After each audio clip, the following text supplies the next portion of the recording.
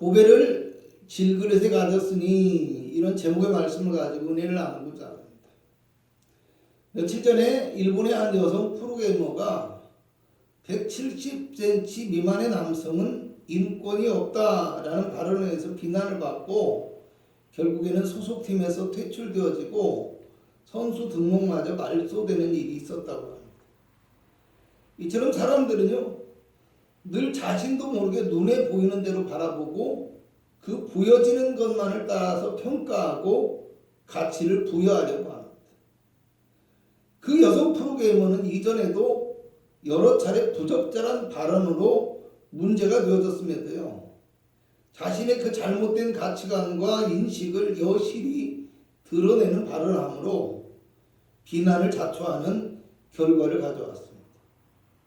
대중들의 관심을 받아서 살아가는 직업을 가지고 있으면서도 자기에게 꼭 필요한 그 대중에 대한, 인간에 대한 존엄성과 가치를 귀중하게 생각하지 못하고 그저 눈에 보이는 대로 자신의 마음과 감정대로만 행동한 결과가 아닌가 생각합니다. 여러분, 영국의 근대 철학자였던 토마스 칼라일이라는 역사학자가 있습니다. 거의 7년 동안 집안에서 밖을 나가지 않고 두문불출하고 있으면서 한 권의 책을 집필했다고 합니다. 그리고 그 수천 장의 원고를요, 검수하기 위해서 자신의 지인에게 그걸 맡겼는데요. 그만 이 지인이 침실에 가서 잠시 눈을 붙인 사이에 하인이 오래되고 낡은 이 원고 뭉치가 어지럽게 널려 있는 것을 보고서 그것이 쓰레기라고 착각하고 난로에다가 다 태워버렸다는 겁니다. 이 사건으로 이 칼라일은 굉장히 낙심하고요, 신이 빠지게 되었어요. 그래서 그렇게 시간을 보내다가 어느 날 공사장 앞을 지나가는데요, 벽돌공이 벽돌을 하나씩 묵묵히 쌓아 올리는 것을 보고 깨달음을 얻었다는 것. 그리고 자신도 매일 한 페이지씩 책을 다시 쓰기 시작했고요. 결국에 그에게 큰 명성을 안겨주고 그 시대에 큰 영향을 끼친 프랑스 혁명이라는 놀라운 책을 완성하게 되어졌다고 합니다. 제가 오늘 먼저 하고 싶은 말이 이것입니다. 사람들은 때때로 귀중한 것을 알아보지 못하고 그 가치를 소홀하게 생각할 때가 많다는 것입니다. 앞서 말한 프로게이머와 이 집안을 청소하는 하인은요, 눈에 보이는 대로만 바라보았기 때문에 중요한 것들의 가치를 몰랐다는 거예요. 그래서 실수하는 거예요. 그런데 토마스 칼라일은요, 자신의 소중한 원고가 사라지게 되었지만 벽돌공의 작은 손길에서도 삶의 진정한 가치와 목적을 발견하게 되어지므로 더 나은 책을 완성하고 명성을 얻게 되는 결과를 만들게 되었다라는 것입니다. 오늘 우리도 이와 같아야 된다는 것을 아시기 바랍니다. 보이는 것만 바라보는 사람이 아니라 보이지 않는 소중한 것을 바라볼 줄 아는 영적인 눈과 믿음의 시각을 소유할 수 있어야 된다는 것을 기억하시기 바랍니다. 본문 7절에 바울은 우리가 이 보배를 질그릇에 가졌다라고 말씀합니다. 질그릇과 같이 연약하고요, 보잘것없는 존재일 수밖에 없지만 보배가 되시는 예수님이 함께 계시고 또 자신은 그리스도의 그 보배로운 복음을 가지고 전하는 사람이다라는 뜻입니다. 여러분, 이 고백의 의미를 좀 더 쉽게 이해하려면 본문 바로 뒤에 나오는 16절에서 18절의 말씀을 통해서 이해할 수가 있습니다. 16절과 17절을 먼저 읽어봅니다. 그러므로 우리가 낙심하지 아니하노니 우리의 겉사람은 낡아지나 우리의 속사람은 날로 새로워지는도다. 우리가 잠시 받는 환난에 경한 것이 지극히 크고 영원한 영광에 중한 것을 우리에게 이루게 함이니. 복음을 전하는 길이 순탄하지도 않았고요, 여러 가지 환난으로 인해서 어려움에 처해 있었지만 결코 낙심하지 않았다라고 이야기합니다. 겉사람은 낡아져도 속사람은 날로 새로워졌고 환난은 잠깐 받는 것이었지만 그로 인해서 영원한 영광의 중한 것이 이루어짐으로 기뻐했다라고 고백합니다. 그리고 18절에 우리가 주목하는 것은 보이는 것이 아니요 보이지 않는 것이니 보이는 것은 잠깐이고 보이지 않는 것은 영원하다라고 고백합니다. 눈에 보이는 환경이나 당장에 나타나는 육체적인 보상에 주목하며 살아가는 것이 아니라 보이지 않는 영원한 영광을 바라보며 살아가는 참된 생명의 영적인 삶을 살아가고 있었다라는 겁니다. 그래서 바울은 우리가 이 보배를 질그릇에 가졌다라고 고백할 수 있었던 것입니다. 여러분도 잘 아시다시피 사도 바울도요, 눈에 보이는 것과 지식을 의지하며 살아갈 때는요, 예수님을 발견하지 못하고 도리어 믿는 자들을 핍박하고 옥에 가두고 죽이는 데까지 동참한 사람이었습니다. 그런데 그가 다메섹으로 가는 길에서 예수님을 만나고 믿음에 눈을 뜨게 되니까 이제는 목숨을 걸고 예수님을 전하는 전도자의 삶을 살아가게 되었다는 것입니다. 여러분 마태복음 13장 44절에서 46절을 보면요, 천국은 마치 밭에 감추인 보화와 같으니 사람이 이를 발견한 후 자기의 소유를 다 팔아 그 밭을 샀다고 합니다. 그리고 천국은 마치 좋은 진주를 구하는 장사와 같으니 극히 값진 진주 하나를 발견하며 가서 자기의 소유를 다 팔아 그 진주를 샀다고 고백합니다. 세상의 그 어떤 부유와 축복도 그 어떤 명예와 권세도 천국의 축복과 비교할 수 없다라는 말입니다.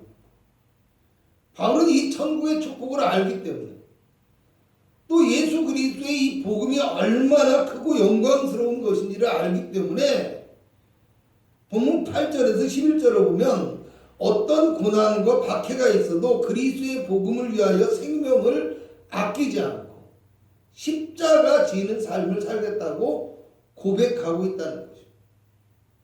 우리 8절에서 11절을 함께 읽어볼까요? 우리가 사방으로 우겨싸움을 당하여도 싸우지 아니하며 답답한 일을 당하여도 낙심하지 아니하며 박해를 받아도 버림받지 아니하며 거꾸로 들음을 당하여도 망하지 아니하고 우리가 항상 예수의 죽음을 몸에 짊어지면 예수의 생명이 또한 우리 몸에 나타나게 하려 합니다. 우리 살아있는 자가 항상 예수를 위하여 죽음에 넘겨지면 예수의 생명이 또한 우리 죽을 육체에 나타나게 하려 함이라. 아멘. 여기서 우리가 또 하나 발견할 수 있는 것은요, 어떤 고난과 어떤 박해가 있어도 거꾸러지지 않고 망하지 않으며 우리의 몸을 통해서 예수의 생명이 나타날 것이라는 말입니다. 그렇다면 왜 쓰러지지 않고 복음의 역사를 이루는데 우리가 사용되어질 수 있을까요? 우리가 천국의 귀한 보화와 같은 축복을 발견했기 때문에요. 또 세상적인 축복과 유익을 버리고 믿음의 길을 가고 또 그리스도의 귀한 복음을 위해서 세상의 핍박과 고난을 기꺼이 감당하며 살아가겠다고 결심할 수는 있어요. 그렇지만 연약한 우리가 어떻게 이 험한 세상에서 쓰러지고 넘어지지 않고 이기는 삶을 살아갈 수 있느냐 하는 것입니다. 오늘 바울은요, 질그릇과 같이 연약한 우리 안에 복음의 보배를 담고 있기 때문이라고 말하는 거예요. 아멘. 질그릇은요, 약하기 때문에 깨어지기 쉽고 볼품도 없어요. 그 시대에도 이 질그릇은 너무나 흔한 것이에요. 그렇기 때문에 가치도 인정받지 못하는 것이었습니다. 무슨 얘기예요? 우리가 이 보배를 질그릇에 가졌으니 이 말은 우리가 질그릇과 같은 그런 존재라는 겁니다. 여러분 사도 바울이 이전에 고린도 교인들에게 보낸 편지에서요, 고린도전서 1장 26절을 보면 형제들아 너희를 부르심을 보라 육체를 따라 지혜로운 자가 많지 않냐면 능한 자가 많지 않냐면 문벌 좋은 자가 많지 아니하다라고 얘기합니다. 하나님 없는, 하나님 만나지 못한 인생의 모습, 하나님 만나기 이전에 우리의 모습이 그랬다라는 것입니다.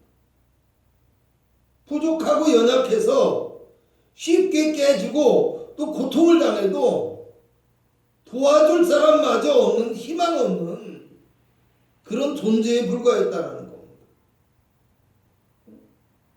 그런데 뒤이어서 나오는 성경을 보면 그러나 하나님께서 세상에 미련하고 약하고 천하고 멸시받는 것들을 택해서 지혜 있고 강하고 있는 것들을 부끄럽게 하시고 폐하려 하신다라고 말씀합니다.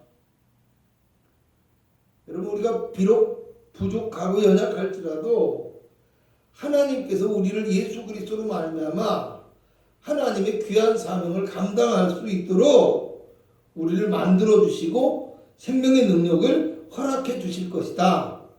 이런 말씀입니다. 에레미야서 8장 3절에서 6절을 보면 토기장애가 이제 일을 하거든요. 그런데 진흙으로 만든 이 그릇이 터지니까 그것으로 자기가 원하는 대로 다른 그릇을 만들었다고 합니다. 그러면서 하나님께서 이 토기장애가 하는 것 같이 내가 너에게 능히 할 수 있고 진흙이 토기장의 손에 있음 같이 너희가 내 손에 있느니라고 말했습니다. 사도행전 9장 15절을 보면 주님께서 바울에 대해서 이 사람은 내 이름을 이방인과 임금들과 이스라엘 자손들에 전하기 위해 택한 나의 그릇이라 이렇게 말씀합니다. 오늘 우리가 하나님의 손길에 맡겨지고요, 하나님의 인도하심을 받아서 순종하며 살아가야 할 이유가 바로 여기에 있다는 것. 베드로전서 2장 7절에서 8절을 보니까요, 믿는 너희에게는 보배이나 믿지 아니하는 자에게는 부딪히는 돌과 걸려 넘어지는 바위가 되었다고 하면서요, 그들이 말씀을 순종하지 아니함으로 넘어졌다라고 이야기합니다. 그러니까 믿고 순종함을 통해서 이 복음의 보배가 우리의 것이 될 수 있다는 겁니다. 무엇보다도 그릇은요, 질이나 모양도 중요합니다. 그렇지만 그 안에 무엇을 담는지에 따라서 그 가치가 달라질 수 있다는 것을 알아야 돼요. 골로새 2장 2절에서 3절에는 하나님의 비밀인 그리스도 안에 지혜와 지식의 모든 보화가 있다라고 얘기를 해요. 그리고 그것을 깨닫는 것이 풍성함, 참된 부요에 이르는 것이다. 이렇게 말씀하고 있는 거예요. 또한 디모데후서 2장 20절에서 21절에는 큰 집에는 금그릇과 은그릇뿐 아니라 나무그릇과 질그릇도 있어 귀하게 쓰는 것도 있고 천하게 쓰는 것도 있다고 말씀하면서, 그러므로 누구든지 이런 것에서 자기를 깨끗하게 하면 귀히 쓰는 그릇이 되어 거룩하고 주인의 쓰심에 합당하며 모든 선한 일에 준비함이 되리라. 이렇게 말씀합니다. 때문에 우리는 예수 그리스도 말미암아 하나님이 우리에게 주신 복음의 보배, 그죠? 이 보화를 발견하는 성도가 되어야 돼요. 또한 복음의 보배를 온전히 간직하고 지켜나갈 수 있는 복음의 그릇이 되어지기 위해서 하나님의 손길에 맡겨지고 온전히 순종하는 준비된 믿음의 사람이 되어야 한다는 것을 기억하실 수 있기를 바랍니다. 또 우리가 쓰러지지 않고 이기는 삶을 살아가기 위해서는요, 복음 안에 있는 하나님의 큰 능력을 발견하고 확신할 수 있어야 한다는 것입니다. 7절 함께 읽어봅니다. 우리가 이 보배를 질그릇에 가졌으니 이는 심히 큰 능력은 하나님께 있고 우리에게 있지 아니함을 알게 하려 함이라. 여기에서 사도 바울이 보배를 가지고 있다고 고백하는데요, 앞서 말씀드렸듯이 보배는 눈에 보이는 것이 아니기 때문에 세상의 사람들은 볼 수 없는 것입니다. 본문 앞에 4장 3절에서 4절을 보면요, 만일 우리의 복음이 가리었으면 망하는 자들에게 가리어진 것이라. 그 중에 이 세상의 신이 믿지 아니하는 자들의 마음을 혼미하게 하여 그리스도의 영광의 복음의 광채가 비치지 못하게 하였다고 합니다. 그런데 4장 6절에는요. 어두운 데에 빛이 비치라 말씀하셨던 그 하나님께서 예수 그리스도의 얼굴에 있는 하나님의 영광을 아는 빛을 우리의 마음에 비추셨다라고 말씀합니다. 그리스도의 영광의 광채, 복음의 광채, 하나님의 영광을 아는 빛이 세상은 결코 볼 수 없고 믿음의 사람들만이 볼 수 있는 하나님의 보배라는 이야기입니다. 또 이 보배를 질그릇에 가졌다라는 것은요, 우리는 어떤 노력과 공로로도 하나님 앞에 설 수 없는 죄인이라는 사실. 오직 하나님의 능력이 아니고는 하나님의 축복은 고사하고 구원의 길에도 들어설 수 없는 연약한 질그릇과 같은 존재라는 사실을 뜻하고 있다는 것을 알아야 됩니다. 그런데 11절에는요. 그런즉 사망은 우리 안에서 역사하고 생명은 너희 안에서 역사하느니라고 말씀합니다. 여러분, 사망은 우리 안에서 역사한다는 말은요. 11절과 10절과 11절에 예수의 죽음을 몸에 짊어지고 예수 안에서 예수를 위하여 죽음에 넘겨지는 십자가 지는 삶을 의미하고요. 또 생명은 너희 안에서 역사한다는 말은 예수의 생명이 우리 몸과 죽을 육체에 나타난다는 십자가 삶을 통한 복음의 역사를 의미하고 있습니다. 우리는 비록 복음의 고난을 받게 되지만 구원의 생명의 역사가 그것을 통해서 너희에게 나타난다라는 말이에요. 사실 사도 바울의 전도 여행은요, 가는 곳마다 고난과 핍박이 끊이지 않았고요.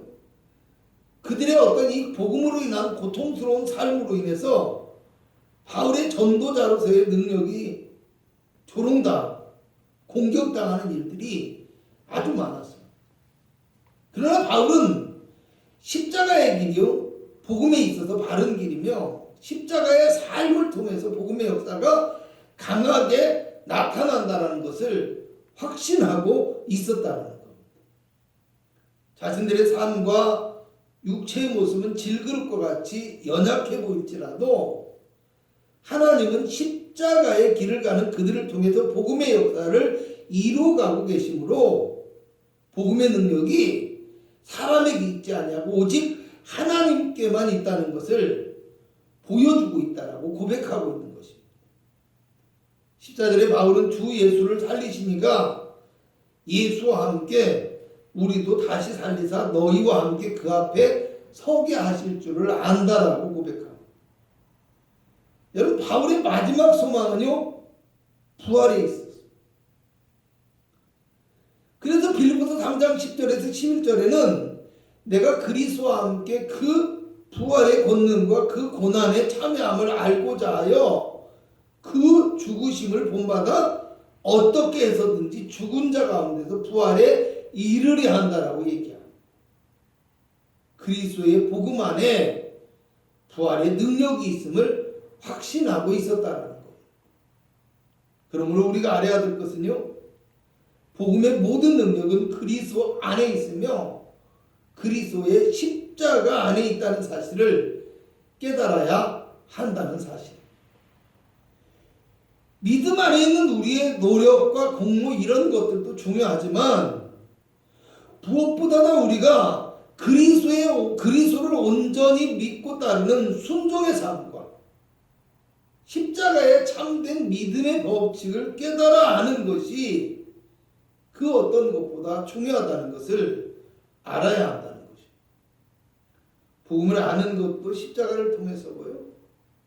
복음을 전하는 것도 십자가를 통해서이며 복음의 능력과 축복이 나타나는 것도 십자가를 통해서라는 이 유일하면서도 가장 기본적인 진리를 오늘 다시 한번 우리 마음속에서 발견하고 새길 수 있기를 주님의 이름으로 축원합니다. 결론적으로 말씀드리겠습니다. 히브리서 11장 25절에서 26절을 보면 모세는 하나님의 백성과 함께 고난받기를 잠시 죄악의 낙을 누리는 것보다 더 좋아했고 그리스도를 위하여 받는 수고를 애굽의 모든 보화보다 더 큰 재물로 여겼다라고 말씀합니다. 빌립보서 3장 7절에서 8절은 그러나 무엇이든지 내게 유익하던 것은 내가 그리스도를 위하여 다 해로 여길 뿐더러 또한 모든 것을 해로 여기면 내 주 그리스도 예수를 아는 지식이 가장 고상하기 때문이다 라고 말씀합니다. 오늘 우리가 바라보는 보아는 어떤 것인지 이 시간 생각해 보았으면 합니다. 오늘 내가 귀하게 여기며 가치 있게 생각하는 보아가 눈에 보이는 세상 가운데 있는 것인지 아니면 보이지 않지만 영원한 영광에 참된 것인지 생각해 보았으면 합니다. 오늘 내가 추구하는 목표가 세상의 자랑과 만족을 얻기 위한 것인지 아니면 복음을 위한 십자가 삶의 길인지도 생각해 보았으면 합니다. 무엇보다도 우리는 참된 보배가 되시는 예수 그리스도의 복음을 가지고 십자가의 능력을 의지함으로 험하고 힘든 세상 속에서 믿음을 지키고 승리하며 하나님의 큰 능력과 축복을 경험하며 살아가는 참된 복음의 일꾼이 되실 수 있기를 주님의 이름으로 부탁을 드리겠습니다. 기도하겠습니다. 질그릇과 같이 연약한